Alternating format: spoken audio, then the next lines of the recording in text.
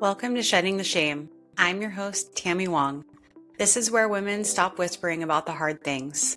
No performing, no fixing, no pretending we're fine. Just honest conversations about what we've carried, what it cost us, and how we rebuilt. You don't need a perfect story. You just need the courage to tell the truth. You are not broken. You are not dramatic. And you are not alone. Let's shed the shame. Hello. You've got just me again. It's Tami.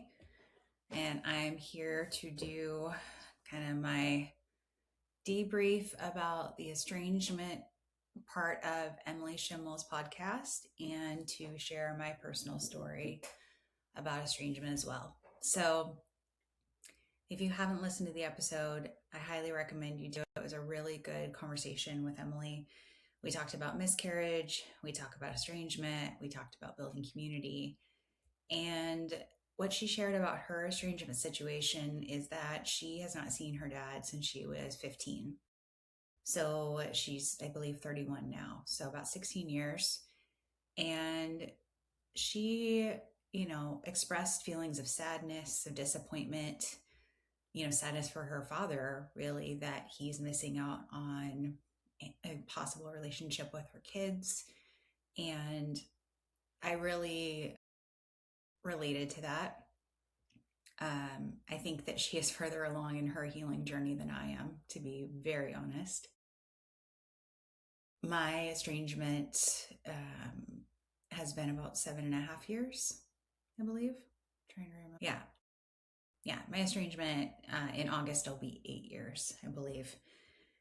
And so my oldest daughter was about a year and a half old when I decided to cut off contact with both of my parents. So, to take it back a little further, though, that was not the first time that I had cut off contact with one parent.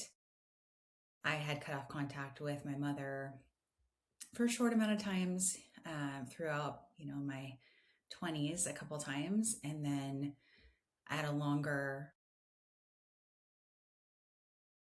break from her after I got married. So in 2012, right after my wedding, actually, I cut off contact with her for almost a year. I think it was about 9 months.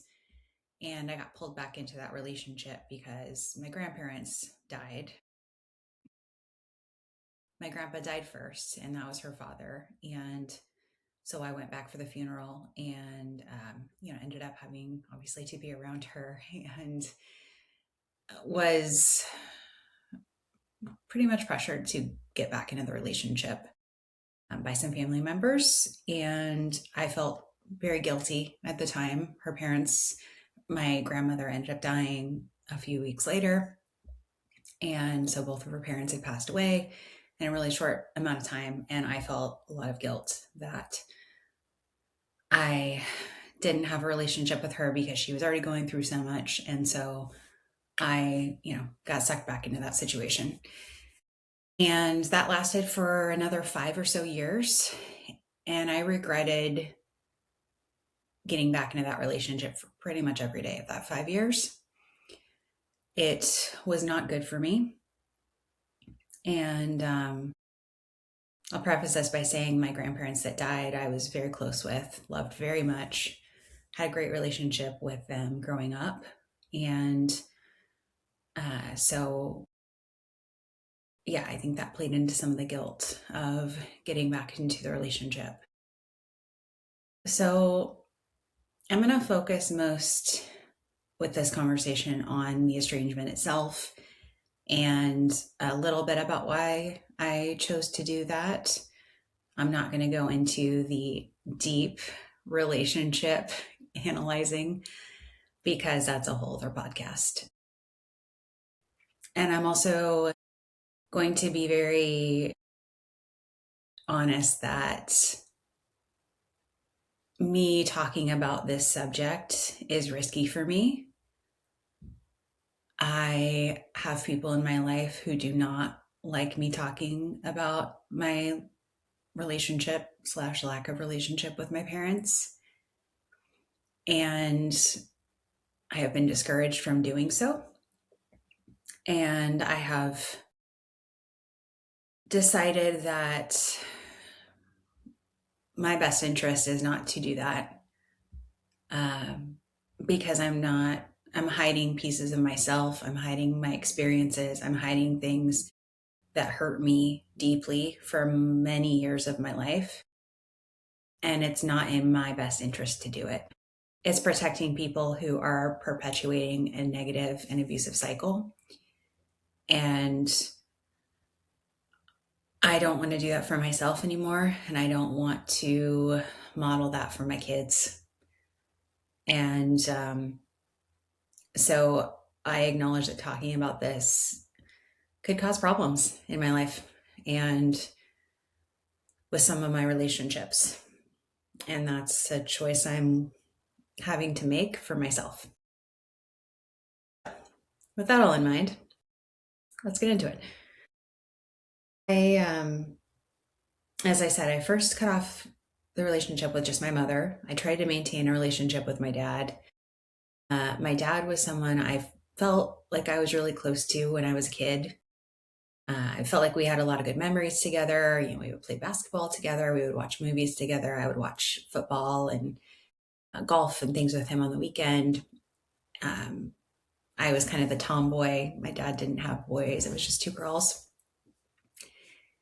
And growing up, I felt like my dad was my safe person. I felt like he understood me. I felt like, he was funny. He made me laugh. Um, I thought we had a special bond. And so I really wanted to maintain that relationship when I cut contact off with my mother after my wedding. And the reason I cut off contact with my mother, many reasons, but she was not very supportive of my relationship with my husband. She was not very supportive of him, um, because of religious reasons, and which is funny because I was raised very religiously, and you're taught as a Christian to love and accept everyone and welcome everyone and not judge. And that was the very opposite uh, experience that I had in terms of how my husband was treated. He was not raised with religion. He was not somebody who went to church every week. And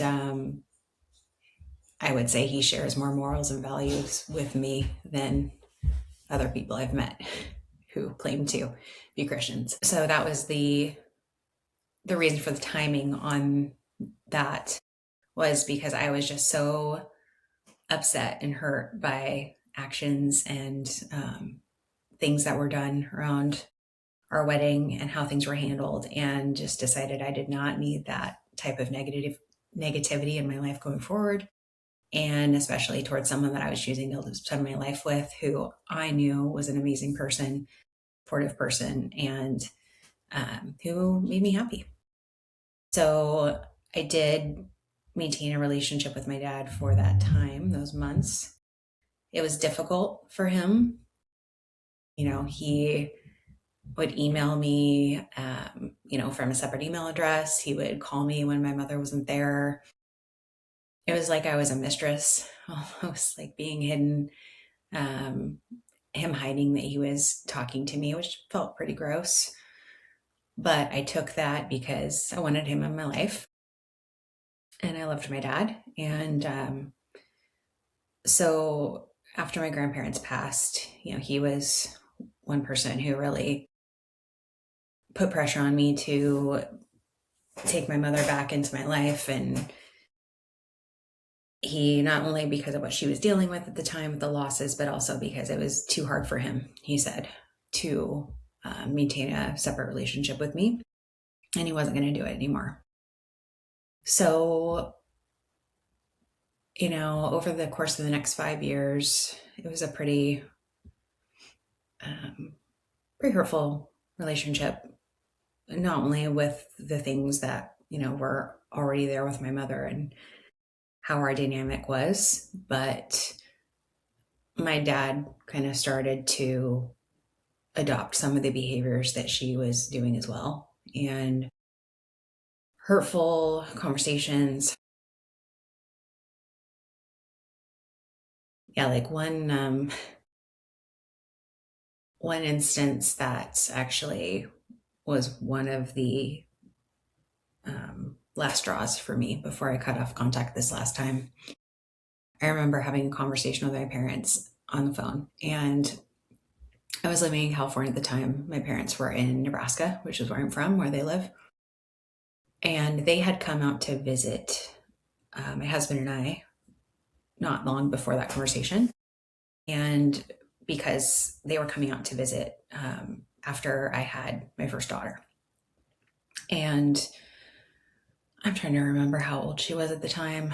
I don't remember. Anyway, they were coming to visit. And while they were there, they stayed with us. And the dynamic between my mother and I was that she had a pretty hard time ever saying nice things to me. It was usually that I had done something that disappointed her. I had hurt her feelings. I was ungrateful. I was too sensitive, that kind of stuff. And if I ever expressed hurt for something that she said, it would get turned back around on me as being something that I had actually done to her. So when we knew my parents were coming out to visit, I actually joked with my husband, and this joke was coming from, a place of deep hurt, but said, "Oh, like, I bet you that my mom can't say anything nice about me as a mom. I guarantee it." Just because that's how things had always been. And she just didn't say nice things to me or compliment me for really anything. And so Eric and I kind of made a bet, and he was like, "Oh, I bet, I'm going to try to get her to say something nice," which you can say that was juvenile, but it's what we did at the time. And so I remember we were at brunch and with our daughter and my parents, and we had gone to church with them because church is really important to my mother. So we had taken them to a local church that we had gone to a few times because I thought she'll really appreciate that. That'll make her feel comfortable and at home. It'll show I'm making an effort to do things that matter to her, right? So then we go out to brunch after, and I'm sitting there holding my daughter and we're eating, and Eric said something like, "Aunt Tammy's such a great mom. Like, I'm so lucky. Like, don't you think she's a great mom?" His response was, "I haven't seen her being a mom for long enough to be able to answer that." Mind you, she'd been at our house for a couple days already, at least. And, she'd talked to me on the phone about having a kid before that. It was not a surprising thing to hear her say, but it also really deeply hurt. And was just like, yeah, that tracks. That sounds like her. So anyway, that visit ended. They went home. And I expressed my hurt to her about it later. And I admitted, I didn't think you would be able to say anything nice. And Eric actually really was trying to see if he could get you to say a nice thing. And she was like, "How dare you manipulate me? That was really horrible of you to do. I can't believe that you set me up." And, again, it was my fault. And I'm on the phone call with my parents, and I just expressed and said, all I really wanted was for you to say something nice about me. I said, just once, it'd be really nice to hear you say a kind thing about me and give me a compliment. And my mother's knee-jerk immediate response was, "Well, you're insecure." And my dad's response right after that was, "You sound like you need to be lavished with praise." And that for me was it. I was like, are you fucking kidding me? Like, I'm a new mom. You're seeing me with my baby. Any daughter would hope that her mom would tell her she was a good mom. And knowing how much I loved and still love my daughter, but how much I loved her as a baby, how devoted I was, how, much love I was showing her. And my mother couldn't even give me a nugget of telling me I was a good mom. So that just is a little insight into our dynamic and the pain there. And one of the many reasons I chose to distance myself. So after that conversation, it was pretty soon after that I cut off contact with both parents because I knew by then that my dad would not be able to maintain a relationship with me because of trying the previous time. And I wasn't going to constantly endure him telling me and pressuring me to get in touch with my mother again.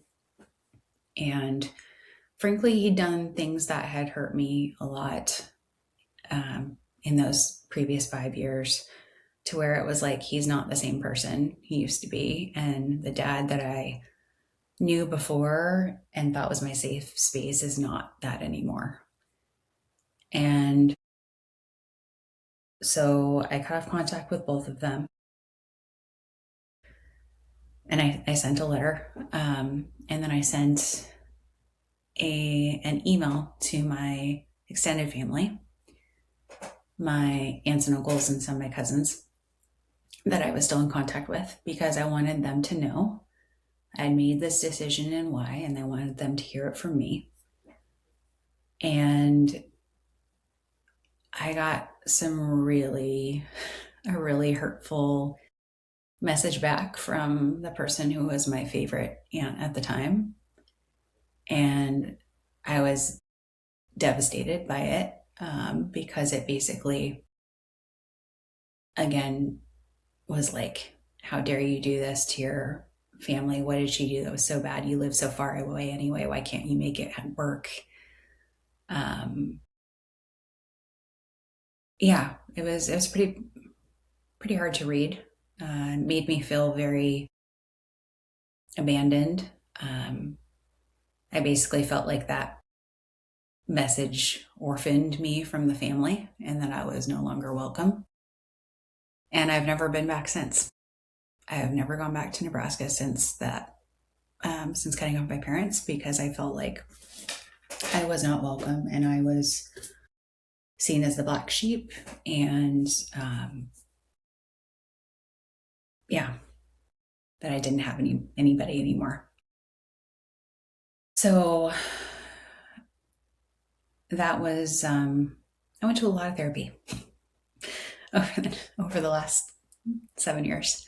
Been to a lot of therapy. Been to grief therapy. I've done EMDR. I've done guided meditations. I've done all sorts of stuff because I have a lot of abandonment issues and sadness from the way I grew up and the support that I didn't have that I needed. And over the past 7 years, it's not like that just I sent that email and then that was it. I've gotten several emails from my mother telling me that I have, and this is a direct quote, a demon in my heart and poison in my veins. That was one of them. That was my favorite.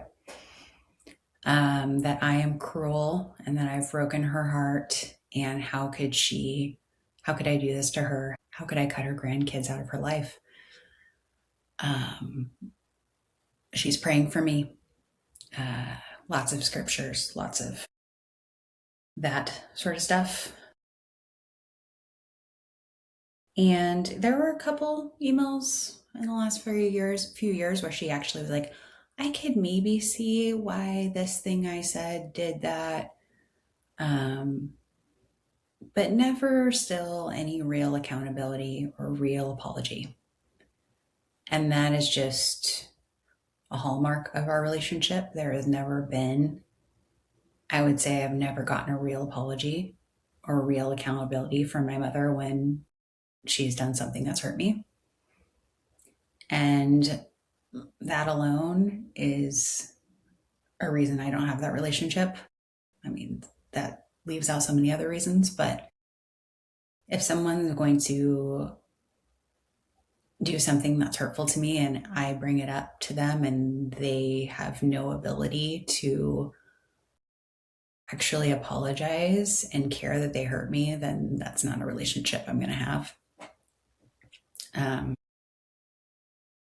for me, especially after having my first daughter, there was no way I was going to model a relationship like I had with my mother to my kids as something that was healthy or that they should ever settle for. I want my kids to know they should always be treated to know they should always be treated with respect from everyone they're in a relationship with, whether it be a friend, a family member, a partner, a parent. So for me, that was another big reason to cut off that relationship, because I didn't want my kids growing up seeing that, seeing me constantly stressed and anxious around my mother and frustrated and angry after phone calls, physically ill when she would come to visit. I would get severe stomach pain, headaches. My body was telling me something. So I just wasn't going to do that. I wasn't going to subject my kids to that and my husband to that. So I don't regret it for a second. And a lot of people have said, but it's your mom. It's your parents. Yeah. And they have hurt me more than any other people in my entire life. And if I was in a romantic relationship where that person was doing the things that my mother and my dad did to me or said to me, anybody would be telling me to leave that relationship and never look back. But yet, when it's a family member, it's somehow excused because they're your blood. And I just don't subscribe to that bullshit. Like, no. If they're my family member, they should treat me with even more respect than a random person I've become friends with or am in a relationship with. That person knows my deepest fears and hurts and exploits them. That's not a relationship that's healthy. So I'm super open about being estranged. I don't hide it. I'm not ashamed of it. I was ashamed of it for a long time. And it's only been in the last year or so that I've talked openly about it. And I credit therapy a lot with that. And just deciding that I was going to choose myself and stop protecting and keeping secrets and keeping this perfect family image up for somebody. Because the only people that protects are the people who cause the harm. It doesn't protect the child who was hurt all those years. It doesn't protect me. All it does is keep me still unhealed. So I'm done with that. And this past year, though, was really hard because in May, I saw my parents for the first time in 7 years. I was at a family function where they were there, and I knew they would be there. And I chose to go anyway because it was important to me to be there for a family member. And I was very, very anxious about going to this event. I went to therapy to prepare. I went through a whole emotional exercise to prepare for this encounter. The day of, I couldn't sleep leading up to it. I felt incredibly anxious. And the day that I saw them, I just tried to avoid any confrontation and stick, to my side and focus on the person I was there for, and got through it. But I saw my dad, and he was in a wheelchair, and he looked really old, and he looked really frail. And it made me very sad because I still love my dad. And, that is a part that I feel like has remained unhealed in this whole estrangement, is still feeling grief over the loss of my dad, still wishing that we're different, still wishing I was able to have a relationship with him. And so after I saw him and I came back to Vancouver, I decided I was going to reach out to him because I felt like, you know what, if he were to die today and I didn't say a few things, I would regret it, I think. So I reached out, I emailed him, and I said, I wish I could have given him a hug. It was good to see him. I still, love him very much. Still wish that there was a way to have a relationship. And he wrote me back pretty quickly after and said, I'm so glad you wrote. It was great to see you. I think about you every day, and I still want to have a relationship with you, and I'm going to figure it out. I'm going to figure out how to do this. You know how this goes, or you know how this is going to be difficult because, your mom's not going to be happy about it. But I'm going to talk to her, and I'm going to figure this out. And because I think we're meant to still have a relationship. And, don't write me. I'm going to work this out, and I'll get back to you very soon. And we'll be able to start talking again. And that was over 6 months ago. And I never heard from him again. And I didn't expect the amount of devastation that caused. Because that email gave me hope that my dad still loved me, that I was important to him, that he was going to fight for a relationship with me, that he was going to do the right thing and protect his daughter, that he was going to put me first for once. And then in the end, he didn't. He chose the easy path to not fight my mother. And I don't know the reasons, because I never heard from him again. And some people could say, well, of course, you cut off contact with him. Why would? And I get that. Yeah, I did.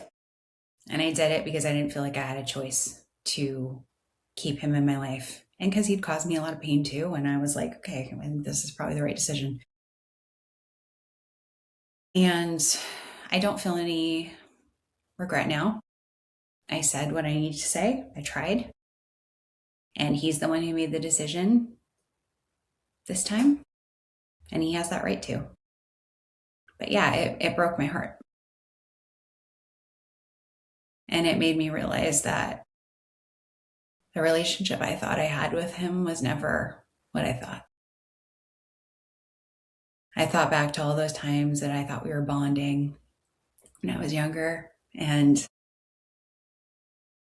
it was just my dad, like, doing what he needed to do to escape his situation. So he was in the living room watching sports, or he was outside playing basketball, or he was watching a movie downstairs, avoiding my mother because they didn't have a good relationship. And I just was there as a warm body to hang out with him. We weren't talking. He wasn't asking me about my life. He never really asked me too much about my life. But that I took every little nugget I could get back then. And I thought that was love. I thought that was bonding.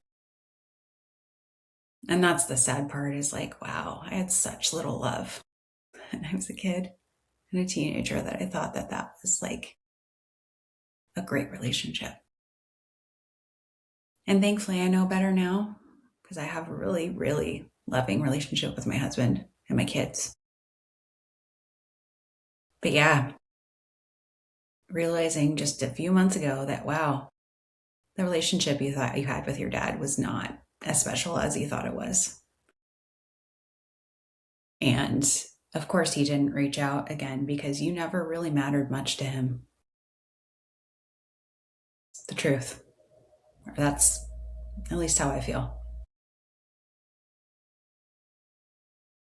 So, this year is really about healing for me. Um, my relationships with my parents have left me with a lot of feelings of abandonment that I struggle with. I've worked really hard on, and I've improved, but there's work to be done, especially after this latest thing with my dad. So I'm committed to healing this year and really giving myself the love that I deserve, and knowing that I always deserved it, even as a young kid, even though I didn't get it. So I'm going to end this conversation with some lyrics by Hilary Duff. Super random. But she just released a new album, and I've been listening to it. And there are a couple songs on there that really hit home for me. And I was like, are Hilary Duff and I the same person? Spoiler alert, we are not. She's a lot more comfortable than I am in the money situation. But I joke. But there's a song called The Optimist that she has on her record. And the chorus is, I wish I could sleep on planes and that my father would really love me. I wouldn't have to feel such shame around how often and how deep it cuts me. He'd call me almost every day. How's the weather? Are you eating, honey? But till then, I'll exist as the optimist. And the last chorus said, it wouldn't take until his dying day some sort of signature that he needs from me. My door is open just in case. You don't even have to say you're sorry. I already forgive you for all of it, but it's hard to exist as the optimist. That song has made me cry more than once. It's very real to me. And I wish that my situation were different. I really wish I had parents that I could count on. I wish my kids had another set of grandparents in their lives. Those were not the cards I was dealt, though. And I know I'm one of many people who deal with the pain of not having the love of the parents that they wish they had. So, if any of you listening are in that situation, just know that you are worthy of love, of respect, of dignity, of being treated well.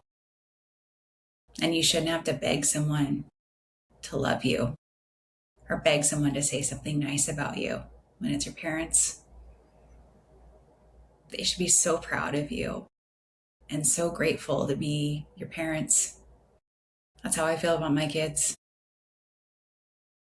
Love shouldn't be conditional from your parents. So just focus on the relationships that fill you up and that make you feel safe and that make your nervous system calm. And trust that you know what is best for you. Talk to you soon.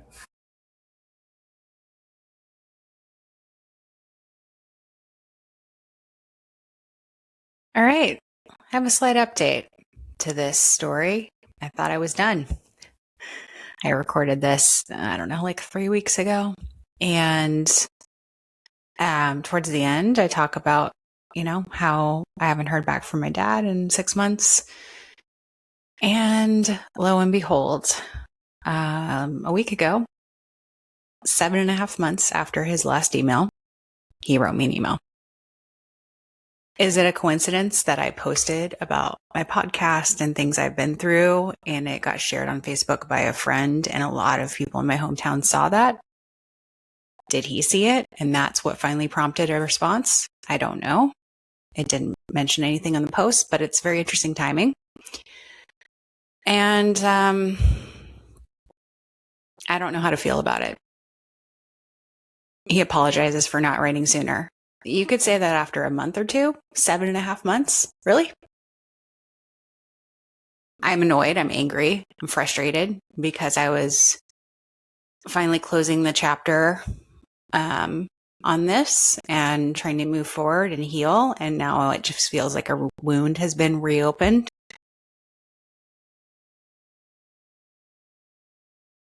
It's also disappointing because this email looks like most of his emails over the past few years when he has written, detailing his health, saying he's getting older, he doesn't have a lot of time, then saying, I don't want to guilt trip you, but this is just how things are.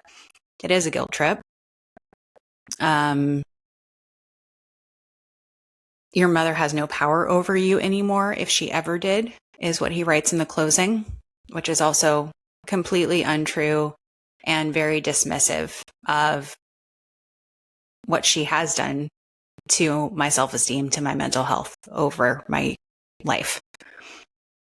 I know I don't understand all that's between you. He then goes on to blame himself for how he treated her, which again is just such an enabling statement and very frustrating because it's not. I mean, sure, they had a bad relationship. And I witnessed a lot of fighting and bickering, and that was not healthy for me to grow up in, but she is her own person and she is harmful and has a lot of her own issues. And my dad was not a part of how she treated me and things that she said to me. And, just wants me to take the first step in reaching out to him at least. I did take the first step in reaching out to you in the summertime. That was how this whole thing started. No, I already did that. I took that step. You're the one who then let it sit for 7.5 months after saying that you loved me and I meant so much to you. And you thought about me every day and you wanted me in your life. 7.5 months of silence doesn't say that.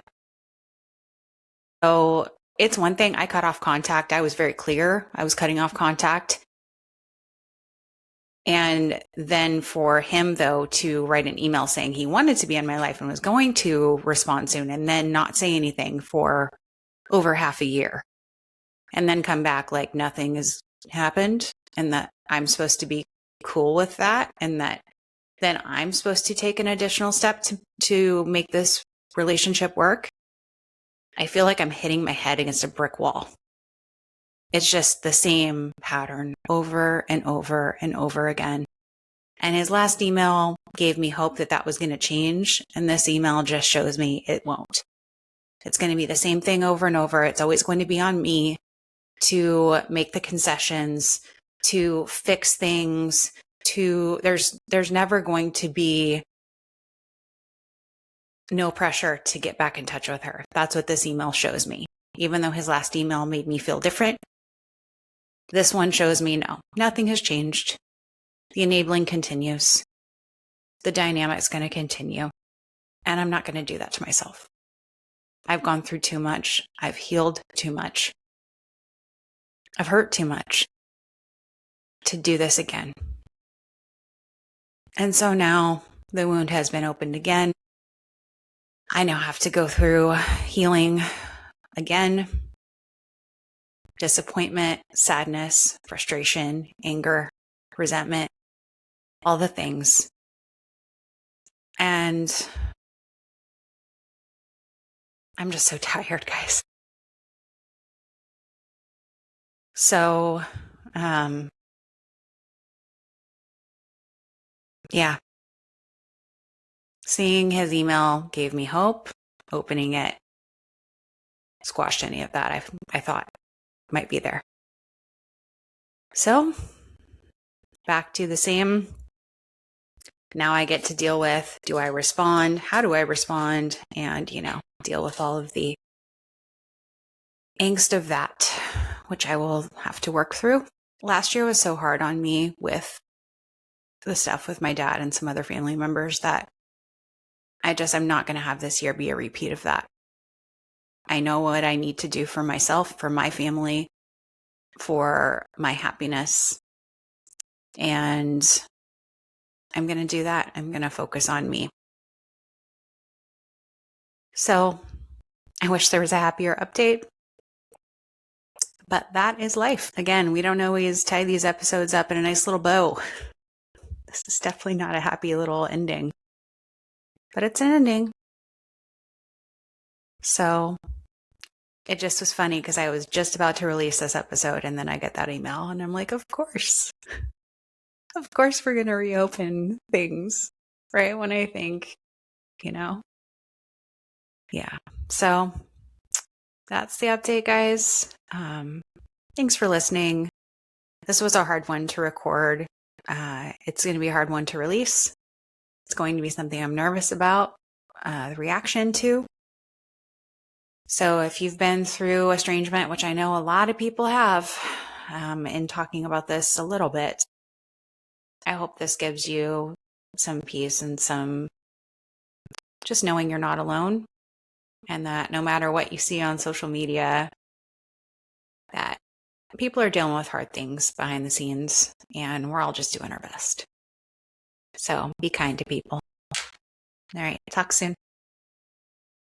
Thank you for being here and for listening to another powerful conversation on shedding the shame. If something in today's episode resonated with you, I want you to sit with that. Let it land.